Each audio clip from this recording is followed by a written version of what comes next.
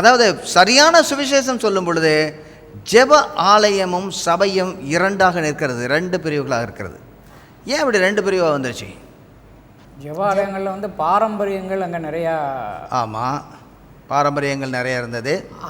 அதுக்கு விரோதமாக பேசும்போது அவங்களால அதை ஏற்றுக்கொள்ள முடியல. அதாவது பாரம்பரியத்தை நீங்கள் அனுசரிக்க வேண்டியதில்லை என்று சொல்லி பேசும்பொழுது அதை அவங்களால. ஆனால் பவுலடியார் இன்னொரு இடத்துல பார்க்கும்போது என்ன சொல்கிறாரு, அந்த பின்பகுதியில் கெங்கரையாவிலே தனக்கு ஒரு பிரார்த்தனை உண்டாடப்படினால கெங்கரையாவில் தலை சவரம் பண்ணி கொண்டு அவரும் அங்கே பாரம்பரியத்தை தான் கை கொள்கிறாரு. ஆனால் பாரம்பரியத்தை அவர் பேசலை. இல்லைங்க, பாரம்பரியத்தை தான் கை கொள்கிறாரு.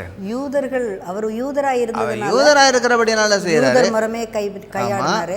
ஆனா பிரஜாதிகள் வந்து யூத மரமே செய்ய வேண்டிய அவசியம் இல்லை. சுவிசேஷம் அவர்களை யூதர்களாக்கி கிறிஸ்தவர்களாக சுவிசேஷர்களாக கொண்டு வர வேண்டியதில்லை, நேரடியாக அவர்கள் சுவிசேஷர்களாக வேண்டாம். சரி, வேற என்னெல்லாம் சொல்லியிருப்பாங்க? வேற என்ன, எதற்காக இங்கே ரெண்டாக பிரியுது? ஏன் இரண்டாக பிரிகிறது? மோசேயினுடைய கற்பனைகள் பின்பற்றப்படுகிறது. ஆனால் பவுல் பிரசங்கிக்கும் பொழுது, பவுல் பேசும்பொழுது அங்கே இயேசு கிறிஸ்துவை கொண்டு வருகிறார். இயேசு கிறிஸ்துவை கொண்டு வந்து பேசுகிறார்.